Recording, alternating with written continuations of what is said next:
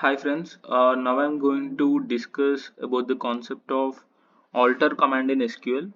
So coming to this, alter command is used for to add a new column into the data, and also we can change the data type of any column, in the data. Okay, so now we will be seeing those things with an example. So here I have a table that is sales, and the columns are ID, product name, and also the quantity. So here I want to add a new column, that is city. So for that I'll be writing a query like alter table, and next to it we have to write the table name. So coming to my table name, that is sales, right? So alter table name and sales. So next to it we have to, my goal is to add a new column into the data. So I'll be writing like add, and next to it we have to give the column name, that is city. So city, add column name, and next to it we have to give the data type of that column. So here I'll be choosing is varchar of something like 20. Okay, so by executing this you can see, yeah, so you can see command completed successfully. So by executing this select command you can see the new column into the data.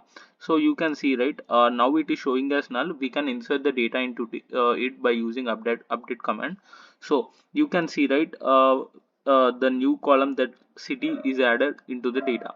So, and also by using this alter command we can change the data type of any column.